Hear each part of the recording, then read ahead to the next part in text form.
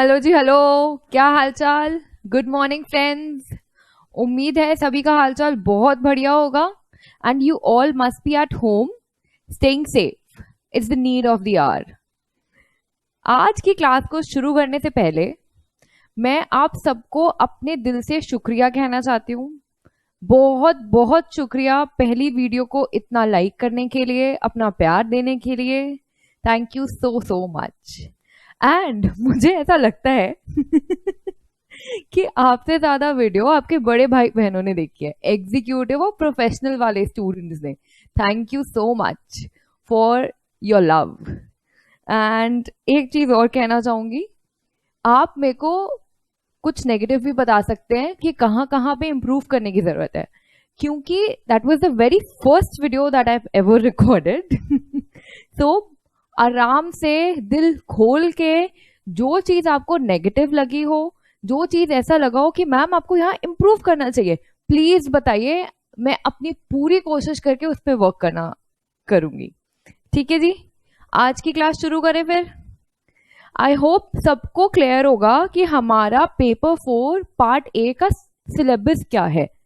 ठीक है, अब आज का पहला टॉपिक शुरू करें। Perfect. Second class of paper 4। आज हम पढ़ेंगे, हमें देखा था नेशनल एंड इंटरनेशनल अफेयर्स में पहला टॉपिक है इंटरनेशनल बॉडीज। परफेक्ट। उसका सब टॉपिक था पहला IMF। ठीक है जी, सो आज हम ये टॉपिक करेंगे। आप देख रहे होंगे कि ये रेड है, ये रेड मैंने पर्पसली करा है कि आज हम इस टॉपिक को शुरू करेंगे। So you will find this slide in every video of mine. जैसे जैसे वो टॉपिक खत्म होता जाएगा मैं उसको ग्रीन कर दूंगी और जो टॉपिक उस वीडियो में लेना होगा वो रेड होगा। परफेक्ट। तो आज का टॉपिक शुरू करते हैं। IMF पे एग्जैक्टली आने से पहले एक हम ब्रीफ बैकग्राउंड देखते हैं कि ये क्यों आया था, इसकी जरूरत क्यों आन पड़ी, मतलब ऐसा क्या सिचुएशन अराइज हुई ग्लोबल लेवल पे कि एक institution called international monetary fund create करना पड़ा। ठीक है जी, तो इसके लिए सबसे पहले हमें जाना पड़ेगा वे बैक इन 1914। क्या हुआ था उस टाइम पे? World war 1। यस, पहला विश्व युद्ध। अब जबकि पहला विश्व युद्ध हुआ है, फर्स्ट वर्ल्ड वॉर हुआ है, एज अ रिजल्ट क्या होगा? जब कंट्रीज के बीच में लड़ाइयां चल रही हैं तो वो अपने सारे फैक्टर्स ऑफ प्रोडक्शन को डाइवर्ट कर देंगे। कहाँ डाइवर्ट करेंगे? टुवर्ड्स वॉर, जीतने के लिए। एंड इसका रिजल्ट क्या होगा? इसका रिजल्ट ये होगा कि वो factors of production manufacturing of finish goods के लिए यूज नहीं होंगे। मतलब आउट फिनिश गुड्स ही नहीं बन रहे हैं, कोई प्रोसेसिंग ही नहीं हो रही है, तो फैक्टर्स ऑफ प्रोडक्शन पे बहुत बड़ा इंपैक्ट पड़ा because of diversion towards war. ठीक है, विच लेड टू, हम थोड़ा सा और आगे आए तो 1929 1930 में क्या हुआ था? ग्रेट डिप्रेशन हुआ था, also known as global depression, which was due to bank failure and one of the reason was कि factors of production available नहीं थे काफी चीजों के लिए। ठीक है जी, अब ग्लोबल डिप्रेशन में सिर्फ एक कंट्री इफेक्ट नहीं हुआ था, सारे कंट्रीज इफेक्ट हुए थे। अब ये तो बिकॉज ऑफ बैंक फेलियर था। अगर हम आज की सिचुएशन से कंपेयर करें तो because of covid, yes because of covid globally economy पे इंपैक्ट पड़ा है, इंपोर्ट्स पे इंपैक्ट पड़ा है, एक्सपोर्ट्स पे इंपैक्ट पड़ा है, सारी सर्विसेज पे इंपैक्ट पड़ा है, जो मैन्युफैक्चरिंग हो रही है उस पे इंपैक्ट पड़ा है, तो ग्लोबली इकोनॉमी पे इंपैक्ट पड़ा है। India is not the only one जहां इंपैक्ट है, सब जगह इक्विवेलेंट इंपैक्ट पड़ा है। ठीक है जी, अब हम आगे देखें 1930 के बाद क्या हुआ। 1939 1944, कुछ लोग 1945 कहते हैं, उस दौरान हुआ वर्ल्ड वॉर 2, दैट इज दूसरा विश्व युद्ध। अब आप इमेजिन करिए, लड़ाइयां पे लड़ाइयां हो रही हैं तो क्या होगा? कोई भी इकोनॉमी नहीं बचेगी, सारी की सारी economies would be shattered, devastation of economy होगा, मेजर इकोनॉमीज की हालत बुरी हो जाएगी, खस्ता हालत हो जाएगी। ठीक है, इसकी वजह से क्या हुआ, अब सारे कंट्रीज सोच में पड़ गए कि हमारी इकोनॉमीज में इतनी बुरी हालत हो रही है, लोगों के पास खाने के लिए सामान नहीं है, पहनने के लिए कपड़े नहीं है, बेसिक चीजें नहीं है, तो हमें कुछ करना पड़ेगा। Then there was a need to revive the economy. There was a need for revival. ठीक है? And then they came up with an idea that we should establish an international body for mutual cooperation among all the countries. ठीक है जी, background पता चल गया। मैं फिर से बताती हूं, 1914 से 1918 पे वर्ल्ड वॉर हुआ, which impacted factors of production. Gradually over a period of time, it led to Great Depression in 1929, 1930, and thereafter World War II took place during the period of 1939 to 1944, leading to devastation of major economies, and hence there was a need for a body for mutual cooperation. Sounds good? समझ आई है बात? ये चीज आपको याद नहीं करनी है, ये आपके सिलेबस का पर से पार्ट नहीं है, पर इसकी क्यों जरूरत है, इसकी नीड है एक बेस क्रिएट करने के लिए। अगर आपको ये चीज पता होगी, आपको इस चीज का आइडिया होगा कि ये इसका इजाद क्यों हुआ, इसको बनाने की जरूरत क्यों हुई, तो अपने आप ही आपको इसके थोड़े प्राइमरी पर्पसेस का आइडिया मिल जाएगा, आपको इसका आइडिया मिल जाएगा कि ये कब एस्टैब्लिश हुई होगी। आपके काफी सारे क्वेश्चन अपने आप आंसर हो जाते हैं, एंड आपको रटना नहीं पड़ेगा कि हाँ आईएमएफ इस साल में बना था, आईएमएफ का हेडक्वार्टर यहाँ पे है, ऐसे हुआ था वैसे। You won't have to mug up, no, you will just have to understand. Mug up करने की कुछ चीजें होती हैं, बट जहां पे हम अंडरस्टैंडिंग क्रिएट करके उसको रिटेन कर सकते हैं, हम वो चीज को अडेप्ट करेंगे। ठीक है जी, आगे बढ़े। क्लियर है? मेजर इकोनॉमीज में डिविस्टेशन हो गया, they were shattered, they did not had basic necessities available with them, and therefore they decided that war is not the solution. They'll have to come together. इकट्ठे उनको आना पड़ेगा। क्यों आना पड़ेगा? म्यूचुअल कॉपरेशन के लिए, इकट्ठे एक साथ चलने के लिए, कि अपनी इकोनॉमी को रिवाइव करें और ग्रोथ के पार्ट पे जाएं, ना कि लड़ाइयां करके पीछे जाएं। परफेक्ट, बढ़िया जी। चलिए, एंड जब ये डिसाइड हुआ कि हमें म्यूचुअल कॉपरेशन की जरूरत है, तब हुई Bretton Woods conference in the year 1944। ये कहां पे हुई थी? यूएसए में, न्यू हेमिस्फेयर नाम के स्टेट में हुई थी। And you won't believe that the conference was for 22 days, long 22 days, 22 दिन चली थी।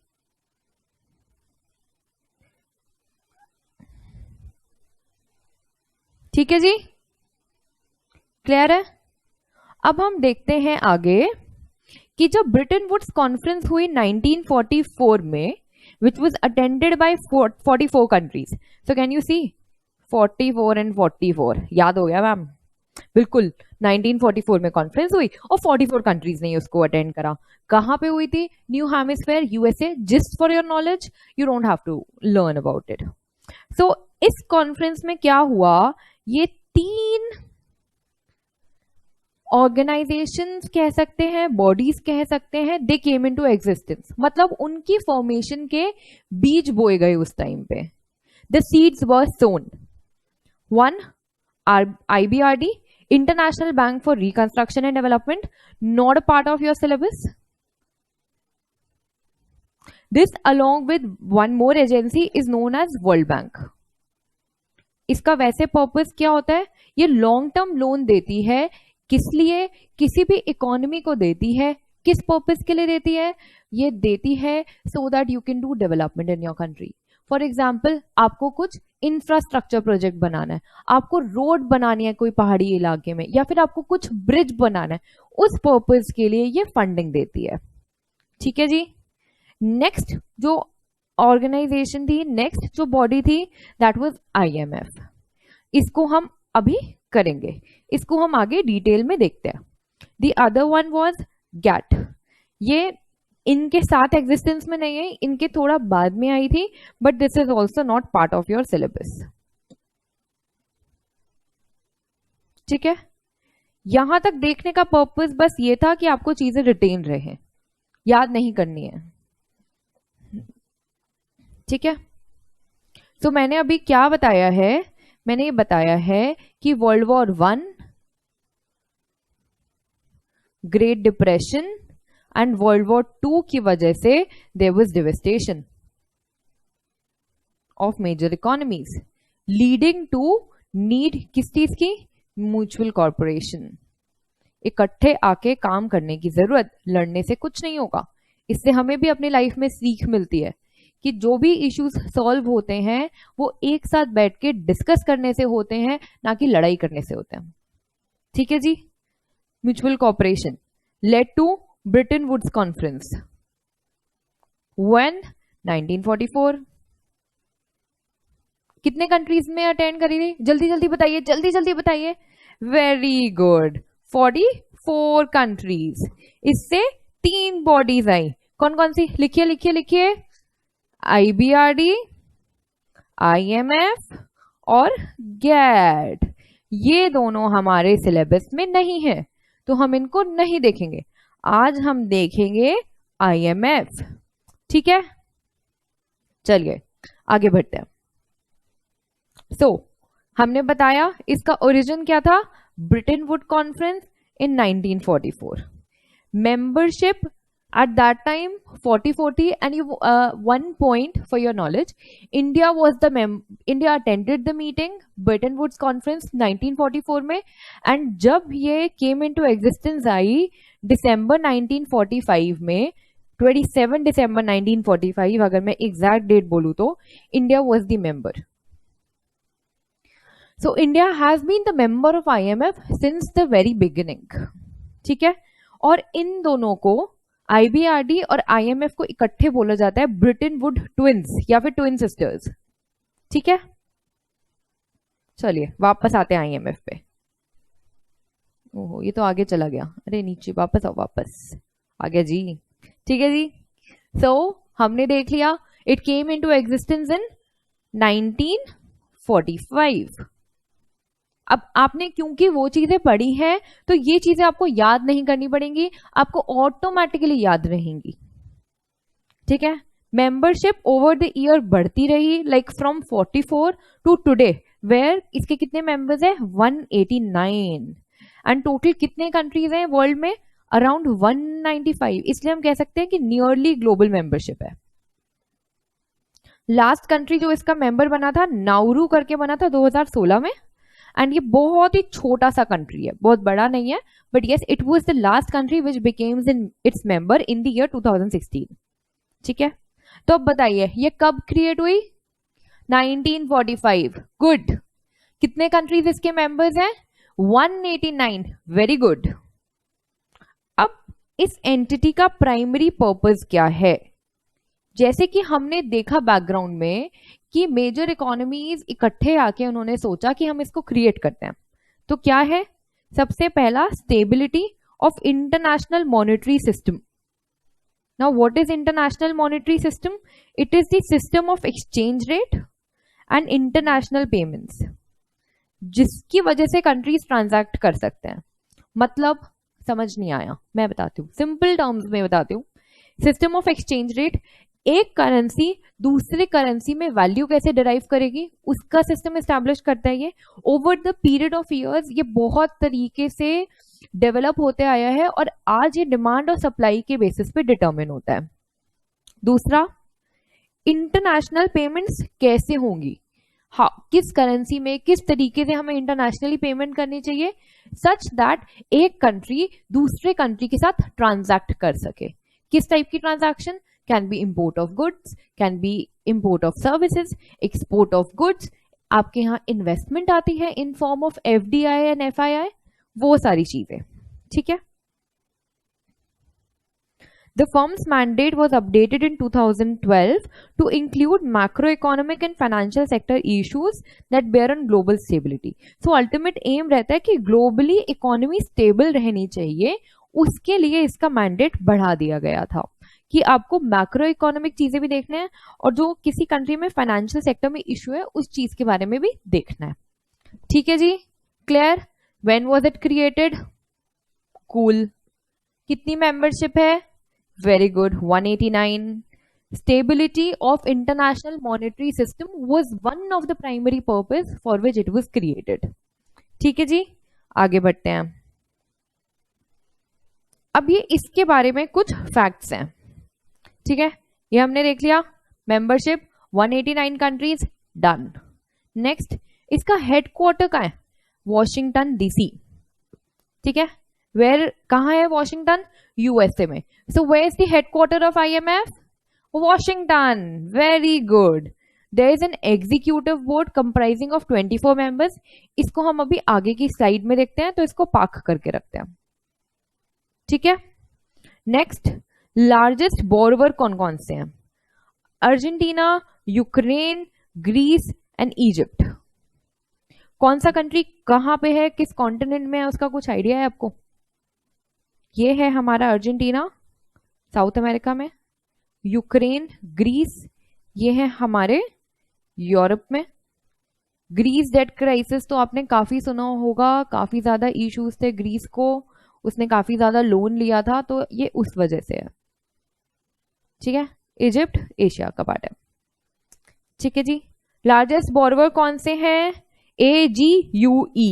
AGUE, Argentina, Greece, Ukraine and Egypt. Perfect. Chief economist कौन है? Gita Gopinath. Why is it important? क्यों पढ़ रहे हैं हम चीफ इकोनॉमिस्ट? क्योंकि अभी ये एक इंडियन अमेरिकन है.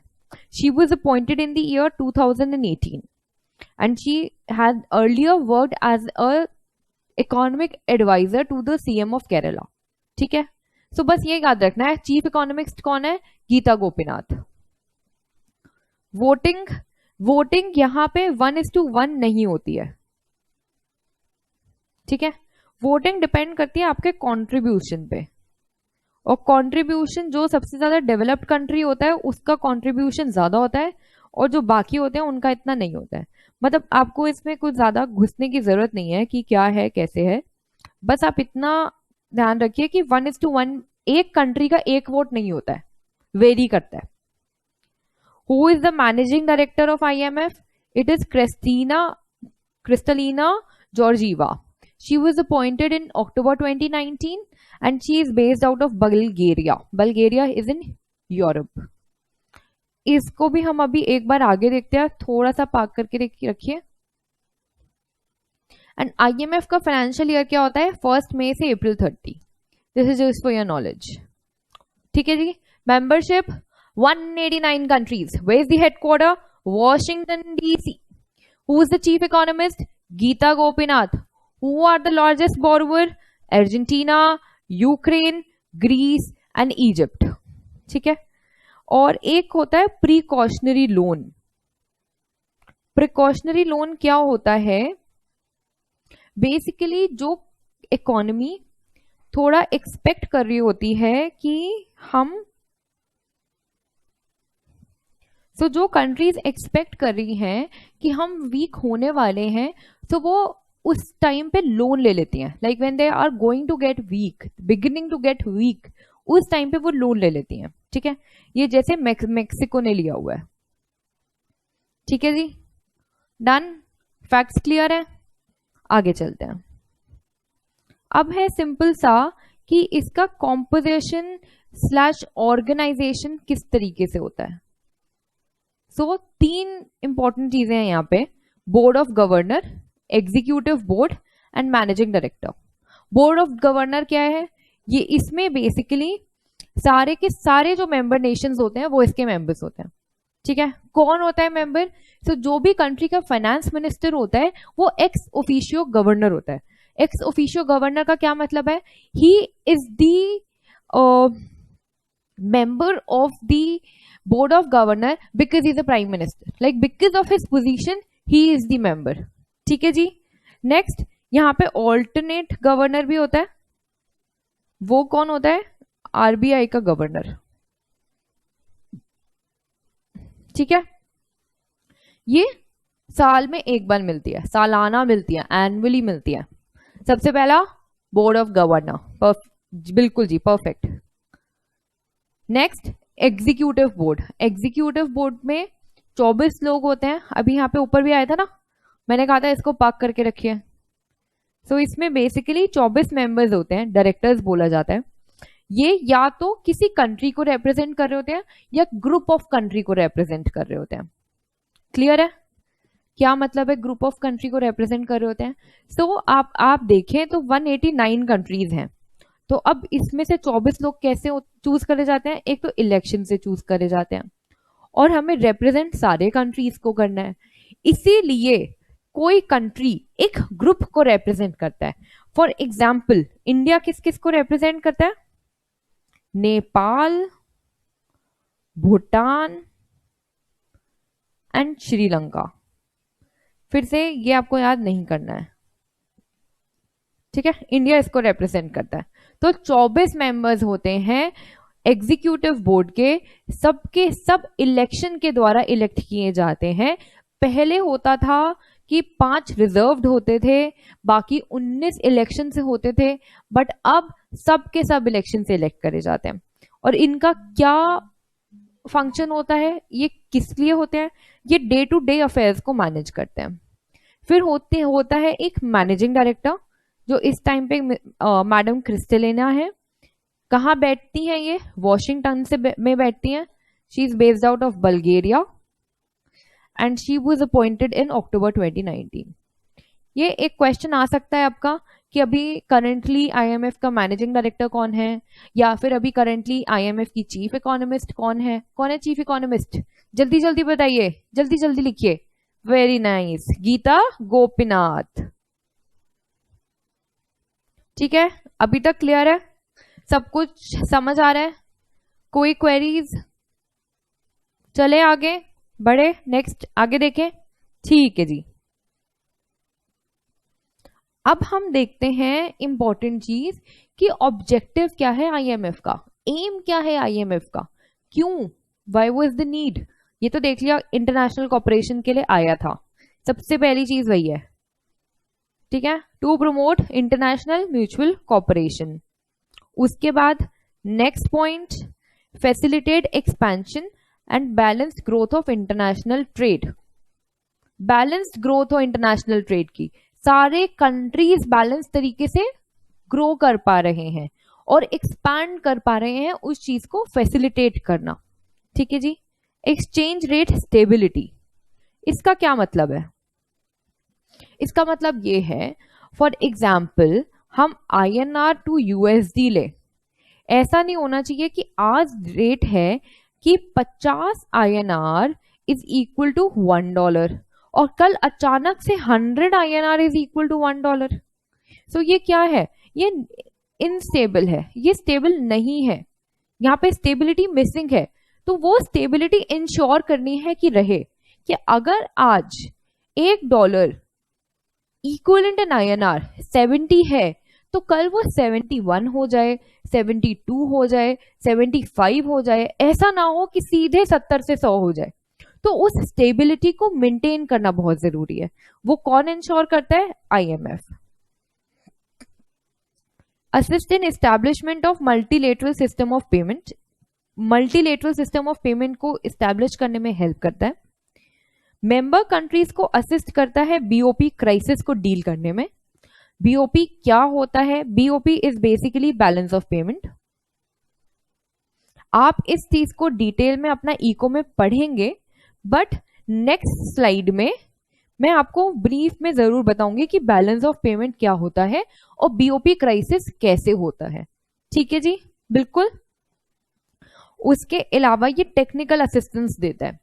किसको, क्यों देता है टेक्निकल असिस्टेंस? मतलब अब हम IMF को बुलाए टेक्निकल असिस्टेंस लेने के लिए? हमारे यहाँ लोग कम है क्या जो पढ़े लिखे हैं जो टेक्निकली असिस्ट कर दें? माना है, बट IMF से भी कई बार बुलाने पड़ते हैं, और कई बहुत छोटी छोटी कंट्रीज होती हैं, डेवलपिंग कंट्रीज होती हैं, सो वहां पे जरूरत पड़ जाती है। सॉरी। सो जैसे बैंकिंग के ऑफिशियल्स हो गए, फाइनेंस या टैक्सेशन फील्ड रिलेटेड कुछ ऑफिशियल्स हो गए, सो आईएमएफ अपने ट्रेंड लोगों को भेजता है दूसरे कंट्री में जाके ट्रेनिंग लेने के लिए। ठीक है जी, मतलब आईएमएफ ट्रेनिंग भी देता है in short. Next, economic policy को रिव्यू करता है और रिस्क को असेस करता है कि आपके कंट्री की, उसके जो मेंबर कंट्री की इकोनॉमिक पॉलिसी क्या है। रिव्यू कर दिया कि हाँ ठीक है, ये चीजें आप सोच रहे हैं कि हम अचीव करेंगे, और उससे एसोसिएटेड जो रिस्क है उसको एनालाइज करता है। सिंपल, बहुत डिटेल में हम नहीं जाएंगे क्योंकि आपको याद नहीं रहेगा, and there is no need कि हम टॉपिक से डाइग्रेस करें। So we will not deep dive into the topic, but we'll gain enough understanding कि हमें वो चीज याद रहे। ठीक है जी, सो अब आपको ऑब्जेक्टिव क्लियर है?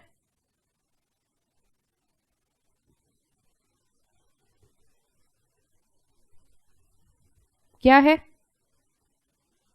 Monetary cooperation, BOP crisis, technical assistance, exchange rate stability, और मल्टीलेटरल सिस्टम को इस्टेब्लिश करना। ठीक है, कुछ रह गया? International trade. क्लियर है? राइटिंग तो समझ नहीं आ रही होगी, थोड़ा साफ से लिखने की कोशिश करें। ऑब्जेक्टिव्स आप कुछ कुछ अपने साथ नोट्स जरूर बना लीजिए। वैसे तो ये आपको नोट्स कल प्रोवाइड हो जाएंगे, अपलोड हो जाएंगे, बट कुछ पॉइंटर्स आप जैसे जैसे वीडियो देख रहे हैं साथ में लिख लीजिए, क्योंकि अपनी राइटिंग में जब हम नोट्स बनाते हैं, जब हम लिखते हैं, तो हमें वो ज्यादा लंबे टाइम तक रिटेन रहते हैं और रिवाइज करने में आसानी होती है। बीओपी क्राइसिस में असिस्ट करता है, एक्सचेंज रेट स्टेबिलिटी को इंश्योर करता है। ठीक है, यहां पे असिस्टेंस, असिस्टेंस कैसे होती है? In the form of loan, और ये शॉर्ट टर्म होते हैं और कई बार कंडीशनल भी होते हैं। ठीक है, जैसे हमने वर्ल्ड बैंक के बताए थे, लॉन्ग टर्म लोन्स होते हैं एंड किसी स्पेसिफिक पर्पस या डेवलपमेंट पर्पस के लिए दिए जाते हैं, वो कि हमें कोई रोड ब्रिज ऐसा कुछ बनाना है। पर यहाँ पे ये जो आपके यहाँ क्राइसिस आ गया है, जो डेफिसिट सिचुएशन आ गई है, उसको डील करने के लिए होते हैं, इसलिए ये शॉर्ट टर्म होते हैं और कई बार कंडीशंस अटैच होती है।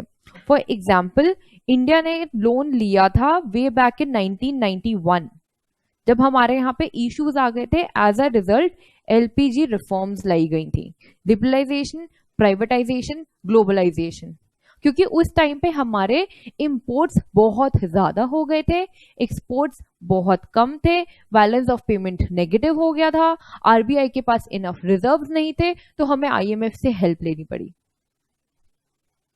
ठीक है, हमने चीजें संभाल ली, हम अपने कंट्री में रिफॉर्म ले आए, हमने इंश्योर करा कि बाहर से इंडिया में पैसे आए, एंड अकॉर्डिंगली हमारे पास रिजर्व्स क्रिएट हो जाए, एंड आज देखिए हम उस सिचुएशन से निकल के काफी आगे आ चुके हैं। ठीक है जी, पहला, बीओपी क्राइसिस में असिस्टेंस देना in the form of loan, exchange rate stability को इंश्योर करना, इंटरनेशनल ट्रेड को फैसिलिटेट करना।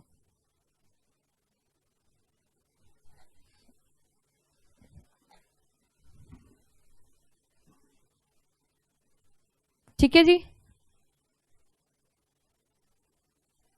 मल्टीलेटरल सिस्टम ऑफ पेमेंट को मल्टीलेटरल क्रिएट करना। ठीक है, उसके बाद बताइए असिस्टेंस कौन सी? टेक्निकल, ये प्रोवाइड करना, और ये जो कंट्री की इकोनॉमिक पॉलिसी है उसको क्या करता है?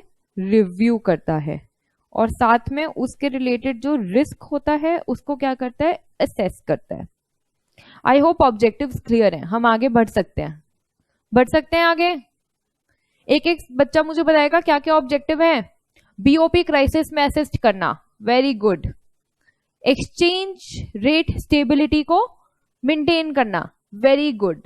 टेक्निकल असिस्टेंस प्रोवाइड करना, इंटरनेशनल ट्रेड को फैसिलिटेट करना, इकोनॉमिक पॉलिसी को रिव्यू करना और उसके साथ रिस्क को असेस करना, मल्टीलेटरल सिस्टम ऑफ पेमेंट को इस्टेब्लिश करना।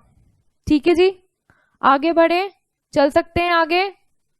कुछ क्वेरी, कोशिश तो करिए कि आपकी क्वेरीज साथ के साथ रिजॉल्व हो जाए, बट हाँ अगर कुछ क्वेरीज रह जाती हैं, कुछ डाउट्स होते हैं, तो प्लीज कमेंट सेक्शन में लिख के बताइए कि मैडम ये समझा दीजिए। हम नेक्स्ट क्लास में उसको बिल्कुल टेकअप करके क्लियर करते चलेंगे। ठीक है जी, आगे बढ़े। नेक्स्ट है balance of payment. Balance of payment हमने पिछली वाली स्लाइड में देखा, बीओपी क्राइसिस होता है जिस टाइम पे आईएमएफ आता है और असिस्टेंस देता है in form of short term loan. ठीक है जी, अब देखें कि बैलेंस ऑफ पेमेंट क्या होता है। बैलेंस ऑफ पेमेंट बेसिकली क्या है, एक सिस्टमेटिक रिकॉर्ड है। किस चीज का? इकोनॉमिक ट्रांजैक्शंस का। ठीक है, सिस्टमैटिक रिकॉर्ड किसका? इकोनॉमिक ट्रांजैक्शंस का। ट्रांजैक्शन किसके बीच में हुई है? एक रेजिडेंट, एक नॉन रेजिडेंट, एक पीरियड के दौरान। आप इसको इको में पढ़ेंगे, बट कॉन्सेप्ट क्लैरिटी के लिए हम ब्रीफ में इस चीज को यहां पे कवर करेंगे। So what is balance of payment? It is a systematic record of economic transactions between a resident and a non-resident over a specific period of time. So what is the meaning of economic transaction? First thing, कि जो भी monetary होती हैं, मतलब मैंने यहां से बैठे बैठे मेरे यूएस में भैया रहते हैं, मैंने उनको प्यार भेजा, वो काउंट नहीं होगा। मैंने उनको पैसे भेजे तो वो जरूर काउंट होगा। उन्होंने मुझे पैसे भेजे तो वो जरूर काउंट होगा। ठीक है जी, फूल भेज दिए, चॉकलेट्स भेज दी, ये सब नहीं आएंगे। किसके बीच में हो रही है? Resident and non resident. For example, मैं यहाँ पे हूं इंडिया में, मेरे हस्बैंड विवेक वो यहीं पे है इंडिया में, मैंने उनको कुछ ट्रांसफर कर दिए पैसे, उन्होंने मुझे कुछ ट्रांसफर कर दिए पैसे, क्या वो यहां पर आएंगे? विवेक सर ने अगर मुझे कुछ ट्रांसफर करा तो वो यहां पे आएंगे? मैंने विवेक सर को कुछ ट्रांसफर करा तो वो यहां पे आएंगे? नहीं। क्यों? क्योंकि हम दोनों इंडिया के रेजिडेंट हैं, यहां पे कोई नॉन रेजिडेंट है ही नहीं, तो वो बैलेंस ऑफ पेमेंट का पार्ट ही नहीं होगा। ठीक है, स्पेसिफिक पीरियड ऑफ टाइम, वो क्यों जरूरी है? अब हम बैलेंस ऑफ पेमेंट निकालेंगे तो एक टाइम पीरियड का तो निकालेंगे, ऐसा तो है नहीं कि 2 साल का या 3 साल का इकट्ठे करके निकालेंगे, दैट इज नॉट पॉसिबल। ठीक है जी, बढ़े आगे। तो इसके हम यहाँ मैं ब्रीफ में बताती हूँ, 2 कंपोनेंट्स होते हैं बैलेंस ऑफ पेमेंट के, current account, capital account. Current account के 2 कंपोनेंट्स होते हैं मोटे मोटे, एक विजिबल, एक इनविजिबल। विजिबल का मतलब क्या है? गुड्स, मतलब जो चीज हमें दिख रही है उसका इंपोर्ट और एक्सपोर्ट। मतलब मैंने पैसे देके किसी मैंने पैसे देके नहीं, इमेजिन करो एक मैन्युफैक्चरर है, वो यहाँ पे कपड़े बनाता है, तो उसने पैसे देके वहां से बाहर के मैनमेड फाइबर वाले क्लॉथ मंगवाया। ठीक है, तो विजिबल एक गुड आ रहा है ना, जिसके लिए मैं पेमेंट कर रही हूं, तो वो यहां पर आएगा। फिर उसने उसका गारमेंट बना के एक्सपोर्ट कर दिया, वो भी यहाँ पे आएगा। तो जब मैं इन्हें इंपोर्ट करा तो यहाँ माइनस हो जाएगा, क्योंकि मेरे फॉरेन रिजर्व्स जा रहे होंगे। जब मैंने एक्सपोर्ट करा तो पॉजिटिव हो जाएगा, क्योंकि मेरे फॉरेक्स रिजर्व आ रहे होंगे। सिमिलरली जिस कंट्री के साथ मेरी ट्रांजैक्शन थी वो भी इस चीज को रिकॉर्ड करती है। ठीक है, current account 2 portion, visible, invisible. Visible मतलब गुड्स का जो इंपोर्ट एक्सपोर्ट हो रहा है। नेक्स्ट इनविजिबल, इनविजिबल में क्या हो गया? सर्विसेज। अब मैंने कोई सर्विस ली है बाहर से किसी भी चीज की, तो मेरे को सर्विस मिल रही है ना, पर मुझे दिख तो नहीं रहा कि क्या मिल रहा है। अब एक कंपनी है बाहर की, उसने इंडिया में बीपीओ एस्टैब्लिश करा हुआ है और वो बीपीओ उसको सर्विसेज दे रही है, एक्सपोर्ट कर रही है।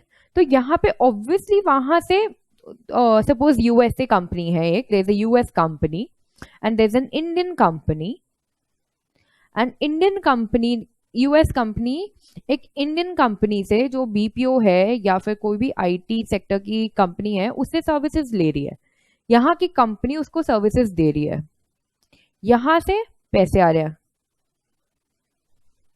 तो हम तो रिकॉर्ड करेंगे ना क्योंकि हमारे पास इनफ्लो ऑफ फंड्स आ रहा है। यूएस वाले भी रिकॉर्ड करेंगे, बट क्योंकि सर्विसेज है तो ये इनविजिबल है, हमें दिख नहीं रहा है, हम टच करके नहीं देख सकते हैं कि क्या आया है या क्या गया है। ठीक है, नेक्स्ट है इनकम, प्रॉफिट, इंटरेस्ट, डिविडेंड। तीन टाइप की हो सकती है।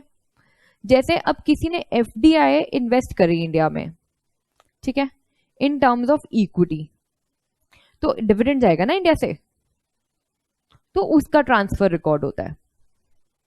ठीक है जी, कोई लोन आया हुआ है बाहर से या कोई हम इंडिया ने बाहर वालों को लोन दिया हुआ है, तो उसका पेमेंट होगा उसके ऊपर इंटरेस्ट का, वो यहां पर रिकॉर्ड होगा।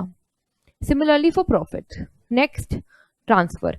अब ट्रांसफर क्या है, वन साइडेड है, in the sense in return आपको कुछ नहीं मिल रहा है।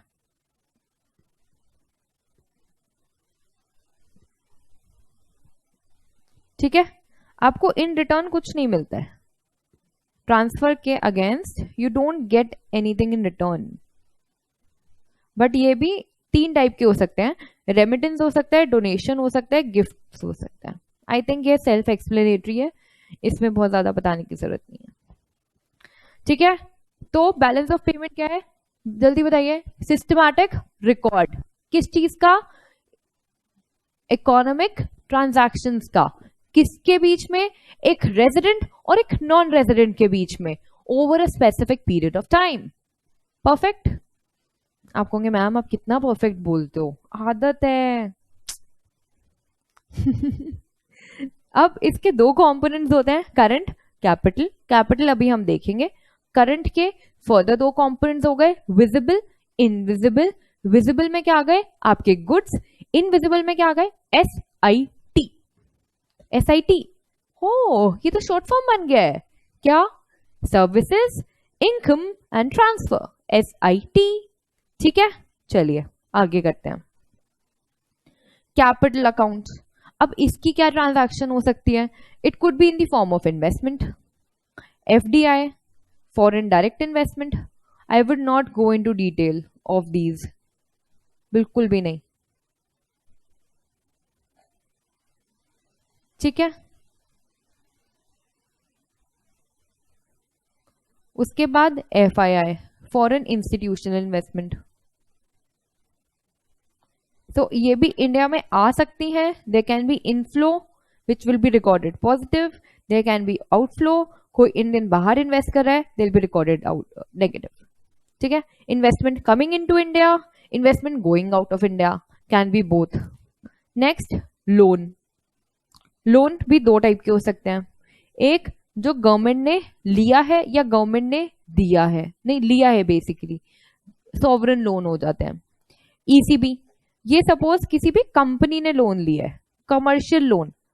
ठीक है, इसका जो फुल फॉर्म होता है वही होता है external commercial borrowing. So there is an Indian company which has obtained loan from a foreign entity, so there is an inflow of funds, तो ये होता है पॉजिटिव। ठीक है, अब इसी ECB पे जो ये लोन इंडिया में आया है, इस पे क्या होता है, इंटरेस्ट बाहर जाता है, उसका वो जो इंटरेस्ट कंपोनेंट है वो एज आउटफ्लो यहां रिकॉर्ड होता है इनकम में, करंट अकाउंट का पार्ट जो होता है। ठीक है जी, नेक्स्ट इसमें है बैंकिंग कैपिटल या फिर NRI और FCNR अकाउंट। समझ आ गया, बिल्कुल समझ आ गया। So what is balance of payment, simple है, systematic record, economic transaction between NR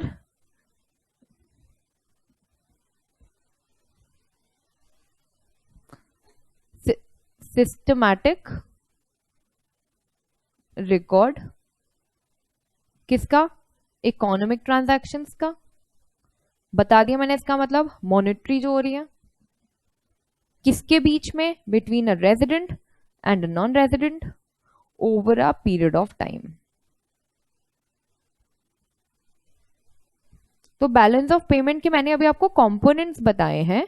एक होता है करंट, दूसरा होता है capital. Current can be visible, that is goods, and invisible, that is services, income and transfer, that is SINT। याद हो जाएगा ना SIT। अब दूसरा capital in the form of investment which can be FDI or FII or loan, government, commercial जो companies लेती हैं in form of ECB, that is external commercial borrowing, and third banking capital जो foreigners का account होता है FCNR account, तो उसमें जो भी ट्रांजैक्शन हुई है। सो हम यहाँ पे पूरा जमा घटा करते हैं। इंपोर्ट फॉरेन करेंसी गई माइनस, एक्सपोर्ट फॉरेन करेंसी आई प्लस। सिमिलरली यहाँ पे सर्विसेज के लिए import minus, export plus. Income के लिए जो इनकम इंडिया से बाहर गई उसके लिए माइनस, जो इनकम इंडिया में आई उसके लिए प्लस। सिमिलरली ट्रांसफर के लिए जो इंडिया से बाहर गई माइनस, जो इंडिया में आई उसके लिए प्लस। इसका जो टोटल निकलता है एग्रीगेट वो होता है हमारा करंट अकाउंट सरप्लस और डेफिसिट। तो वो बेसिकली डिपेंड करता है कि इनफ्लोज ज्यादा है या आउटफ्लोज ज्यादा है। अगर आपके inflows would be more than outflow then obviously surplus होगा। अगर outflow is more than inflow तो क्या होगा, डेफिसिट होगा। करंट अकाउंट डेफिसिट और करंट अकाउंट सरप्लस। ठीक है, अगला यहां पे सिमिलरली इन्वेस्टमेंट जो आई उसके लिए ऐड, जो गई उसके लिए minus. Inflow outflow, loan inflow outflow. Similarly ये क्या निकलता है हमारा, कैपिटल अकाउंट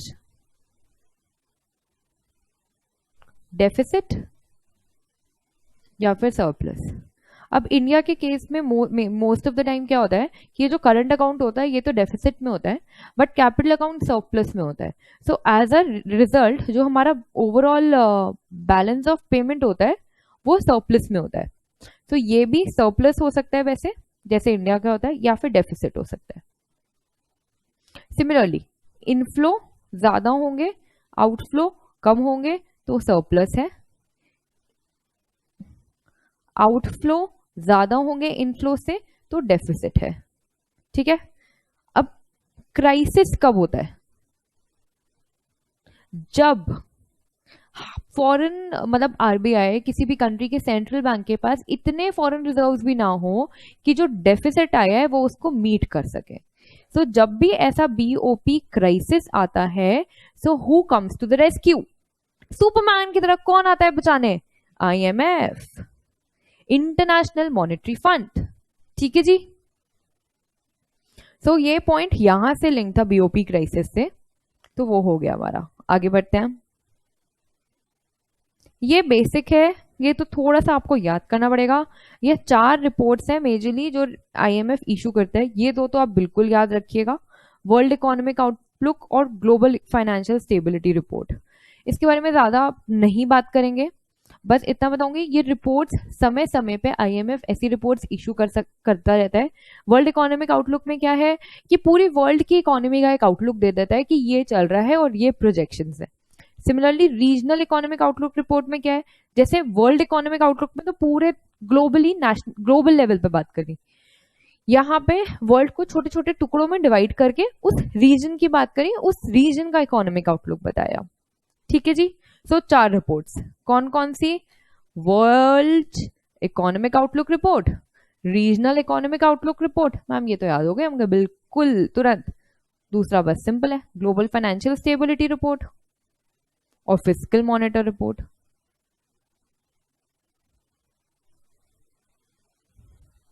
ठीक है, आगे बढ़े। अब आईएमएफ न्यूज में क्या क्यों था, इस पे आने से पहले मैं फिर भी एक ब्रीफली हमें एक रिकैप कर लेते हैं कि हमने अभी तक क्या क्या किया है। हमने स्टार्टिंग में सबसे पहले ये देखा कि आईएमएफ को बनाने की जरूरत क्या हुई। ठीक है, क्यों बनाने की जरूरत पड़ी उसको। All that is World War One, World War Two, economies were devastated, need for mutual cooperation, Bretton Woods Conference, 3 चीजें आई। ब्रिटेन वुड सिस्टर्स का, ब्रिटेन वुड ट्विंस, हाँ ट्विन सिस्टर्स भी बोलते हैं। ब्रिटेन वुड ट्विंस का इजाद हुआ, that is IBRD and IMF। ठीक है जी। वाई क्रिएटेड एंड कुछ फैक्ट्स। ओरिजिन वहां से क्लियर हो गया। When was it created? Why was it created? इसके ऑब्जेक्टिव क्या हैं? Who is the chief economist? Who is the managing director? कौन से कंट्रीज ने सबसे ज्यादा लोन लिया हुआ है? याद है आपको? 4 कंट्रीज के नाम थे, Argentina, Greece, Egypt and I think Bulgaria, no Ukraine. Ukraine, अच्छा बल्गेरिया की तो हमारी मैडम एमडी है। ठीक है, ये बोरोवर्स मेजरली एमडी देख लिया हमने। फिर हमने क्या देखा? हमने कॉम्पोजिशन देखा, board of governor, executive director and MD. MD Washington में बैठती हैं, अपने स्टाफ के साथ बैठती हैं, वहां से रोजमर्रा की चीजों को ऑपरेट करती हैं कि कैसे क्या होगा, कैसे क्या नहीं होगा, क्या रिसर्च होनी है and all those things. Gita Gopinath helps her. दोनों नाम याद हो गए हैं। फिर हमने ऑब्जेक्टिव्स देखे थे, देयर वर 6 ऑब्जेक्टिव्स। अब जब 6 ऑब्जेक्टिव्स हमने देखे कि बीओपी क्राइसिस है, एक्सचेंज रेट स्टेबिलिटी है, इंटरनेशनल ट्रेड का फैसिलिटेशन है, इकोनॉमिक पॉलिसी का रिव्यू है, मल्टीलेटरल पेमेंट सिस्टम क्रिएट करने की रिस्पॉन्सिबिलिटी है। ठीक है, ऑल दीज थिंग। और हाँ, फिर हमने देखा बीओपी क्राइसिस में क्या आता है। तो बीओपी क्राइसिस कब होता है? बीओपी क्राइसिस कब होता है वो चीज देख ली हमने कि हाँ, बैलेंस ऑफ पेमेंट अकाउंट होता है, उसके 2 कंपोनेंट्स होते हैं, करंट कैपिटल और फिर उसके फर्दर कंपोनेंट्स होते हैं। अगर इनफ्लोज आउटफ्लोज से ज्यादा होते हैं तो हमारा सरप्लस होता है, अगर आउटफ्लोज इनफ्लोज से ज्यादा होते हैं तो हमारा डेफिसिट होता है। और बैलेंस ऑफ पेमेंट क्या होता है? एक रिकॉर्ड होता है, किस चीज का? इकोनॉमिक ट्रांजैक्शंस का। किसके बीच में? रेजिडेंट और नॉन रेजिडेंट के बीच में। कब के लिए? स्पेसिफिक टाइम पीरियड के लिए। ठीक है जी। फर्दर डेफिसिट हो गया, क्राइसिस हो जाता है तो आईएमएफ सुपरमैन की तरह आ जाता है हेल्प करने के लिए। और हेल्प कैसे करता है वो? By way of providing short term loan. ठीक है, बढ़िया, आगे बढ़े। ठीक है जी। अब हम देखते हैं आईएमएफ न्यूज में क्यों था। सो ये वाली जो न्यूज है, ये आपका जो सिलेबस है वहां पे जो न्यूज आइटम दिया हुआ था ये एग्जैक्टली वही है, वहीं से डाली है मैंने, क्योंकि सिलेबस को ध्यान में रखते हुए ही मैं अपनी स्लाइड डेक बना रही हूँ। थोड़ी चीजें ऐड ऑन जरूर कर रही हूँ जैसे कि आपको चीजें क्लियर हो जाए, आपको वो याद रहे। मेरा सबसे इंपॉर्टेंट पर्पस ये है कि जैसे जैसे आप पढ़ रहे हैं आपको वैसे वैसे चीजें याद हो जाए। आपको बार बार रिवाइज करना जरूरी है, बट बार बार ऐसा ना हो कि हम तो भूल गए हो। एंड एक चीज और बताऊंगी, every week Monday to Saturday जो आप करते हैं, इंश्योर करिए कि संडे को आप उस चीज को रिवाइज जरूर करें। और रिवीजन में बहुत ज्यादा टाइम नहीं लगेगा, मैं आपको नेक्स्ट क्लास में बताती हूँ कैसे। ठीक है, आप लोग तो बहुत लकी हैं कि जो वीडियोस हैं वो चल के आपके पास आ रही है। विवेक सर बहुत वीडियोस डालते रहते हैं। विवेक सर का पूरा प्लेलिस्ट है, मतलब वो एग्जीक्यूटिव स्टूडेंट्स के लिए है। मैं उनसे कोशिश करूंगी, बात करूंगी कि एक बार आप लोगों के लिए भी आ जाए। ठीक है जी, थोड़ा सा आप लोगों को ज्ञान दे दे, मोटिवेशन दे दे। शायद मैं तो उतनी नहीं दे पाऊंगी।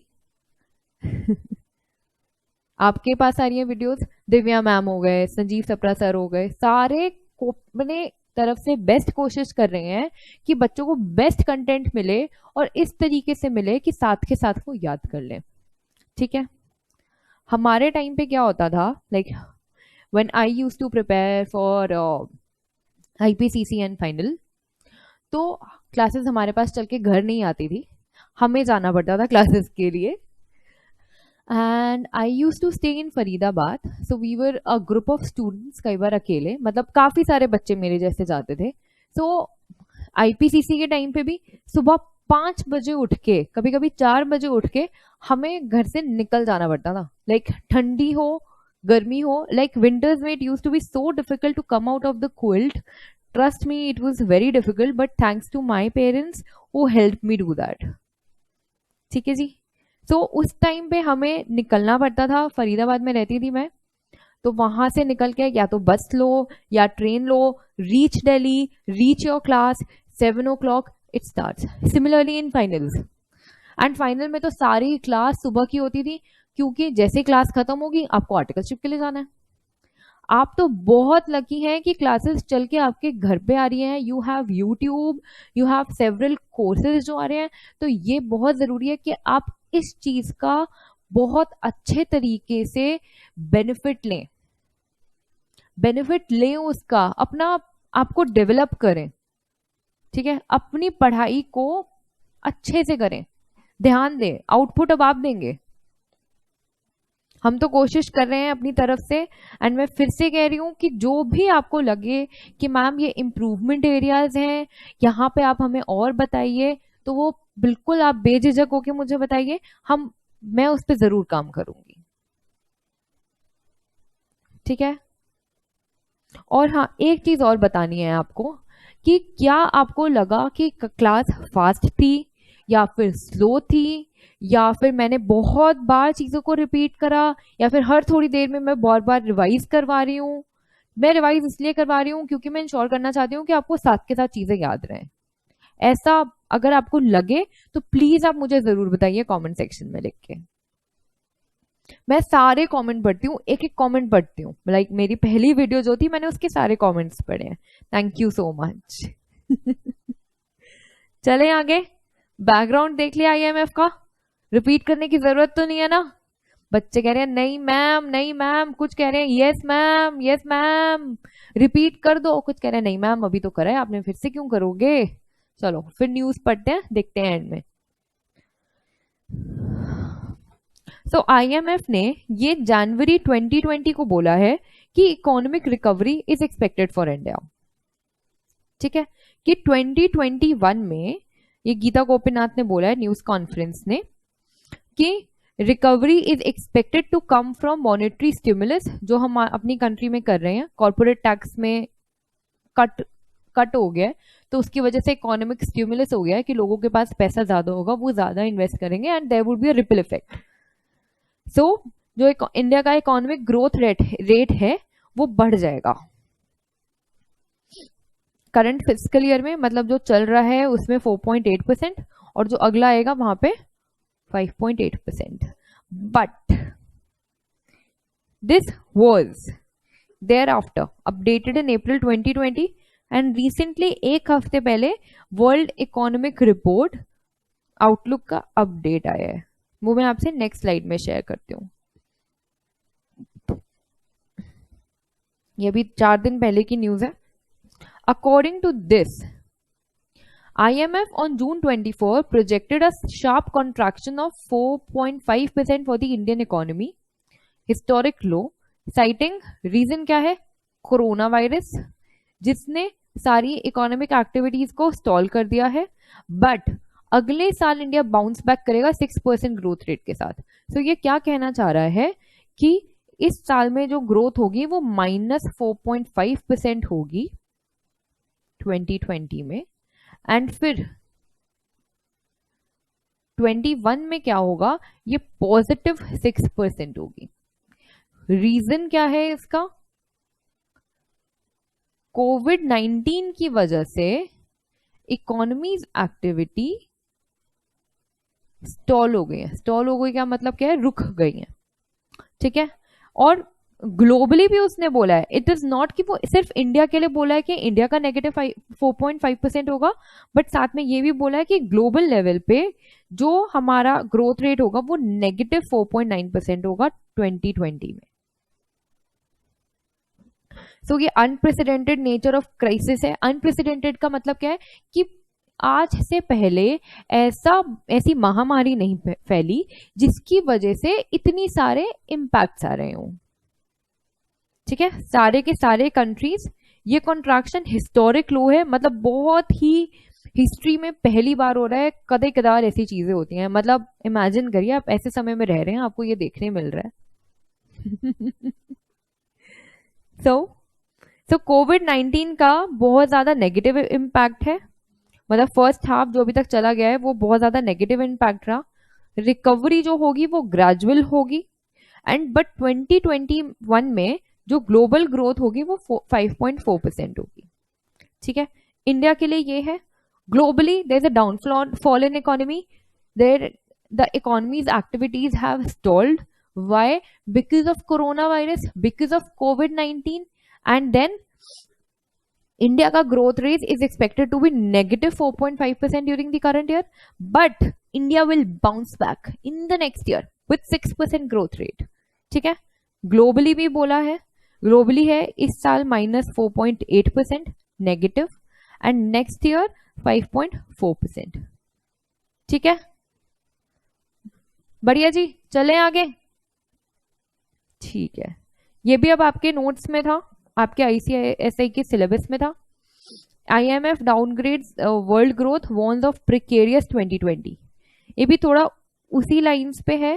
तो ये कह रहा है कि IMF ने बोला है कि कुछ ज्यादा काफी ट्रिगर्स हो सकते हैं ऐसे जो नेगेटिव हो जाएंगे, इंक्लूडिंग ये जब पहले आ रहा था कि US टैरिफ लगा देगा चाइना पे, यूरोपियन ऑटोज पे, ब्रेक्सिट नहीं होगा, डेट लेवल्स कंट्रीज में बढ़ते जा रहे हैं, ग्लोबली ट्रेड टेंशंस हैं। ग्लोबली ट्रेड टेंशंस का मतलब ग्लोबली इंपोर्ट एक्सपोर्ट में टेंशन आ रखी है because of several reasons, uncertainty है।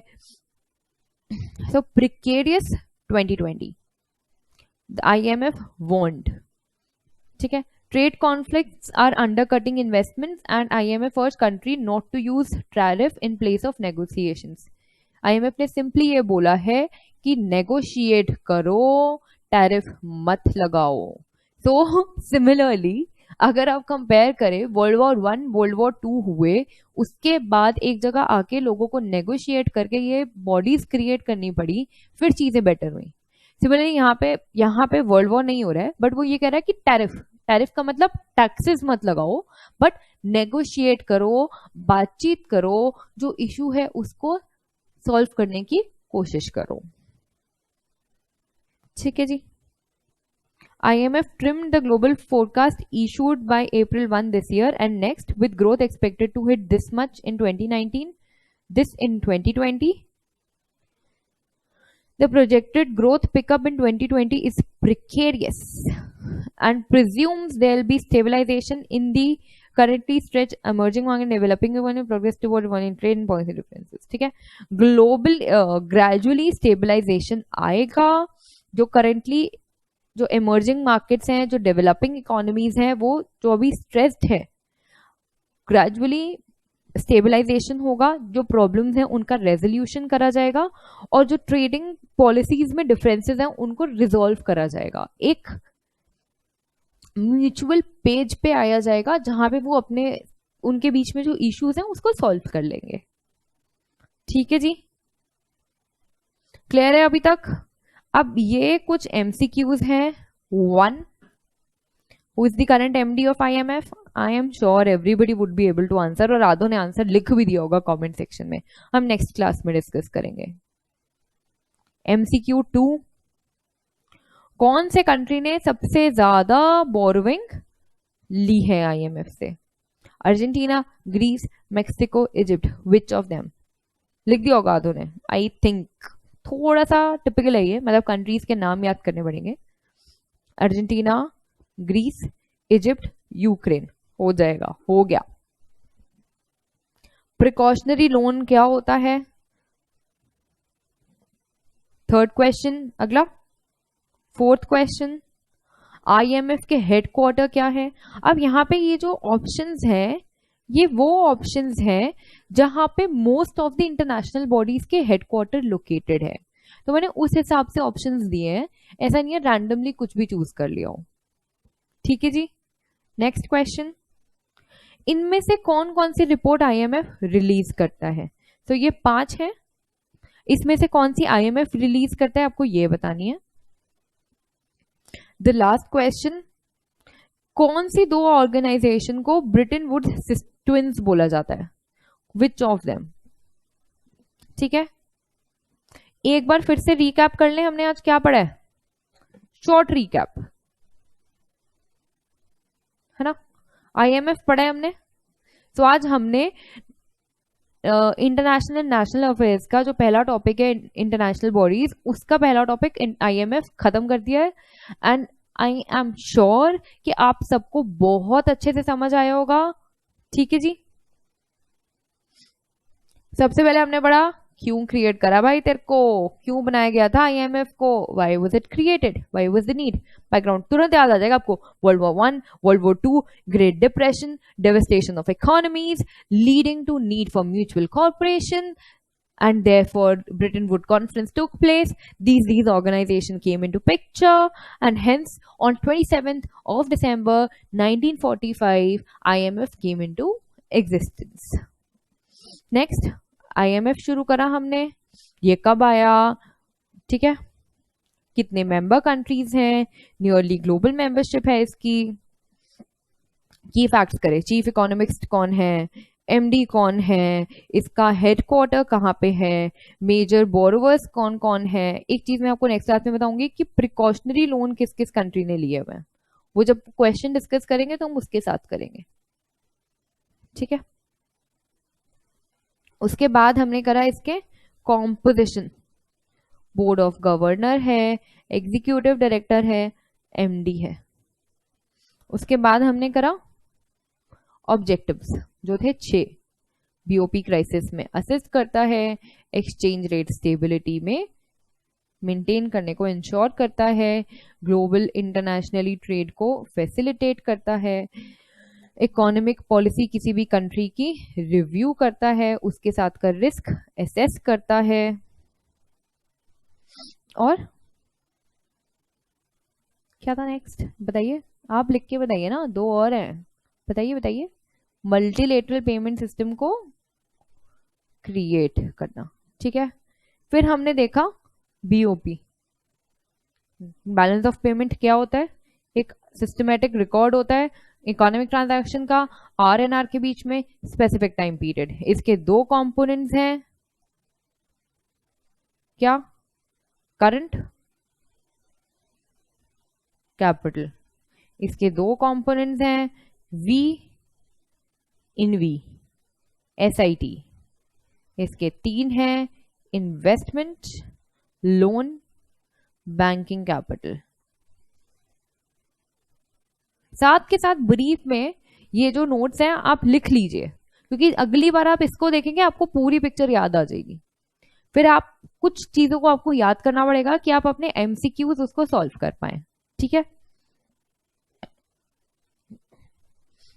यहां पे एक करंट अकाउंट डेफिसिट या सरप्लस निकलता है.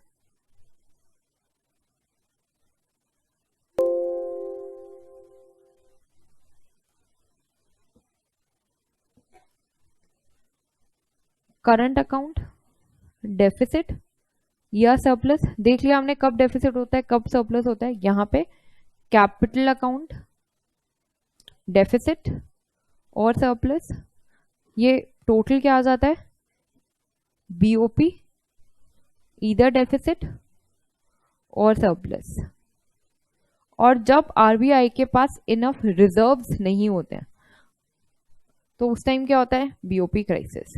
Who comes as Superman, IMF, ये ठीक है।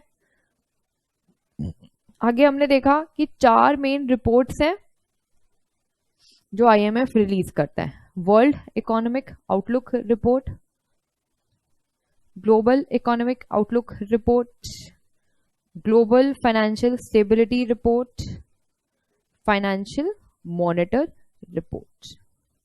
फिर हमने 2 न्यूज देखी, ठीक है, अप्रैल 2020, नहीं, जनवरी 2020, जो गीता गोपीनाथ ने बोला था। फिर हमने देखा कि उन्होंने बोला है कि 2020 इज प्रीकेरियस, मतलब बहुत ही अनडाउटफुल सा है, बिकॉज ऑफ सेवरल रीजंस, कि ग्लोबल ट्रेड टेंशंस हैं, आपको टैरिफ की जगह नेगोशिएशन यूज करना है, जो भी ट्रेड डिफरेंसेस हैं उसको रिजॉल्व करने में टाइम लगेगा बट धीरे धीरे हो जाएंगे। उसके बाद मैंने आपको MCQs दिए जो हम डिस्कस करेंगे नेक्स्ट क्लास में, बट हाँ आपको सारे सॉल्व करके आने हैं, ठीक है जी।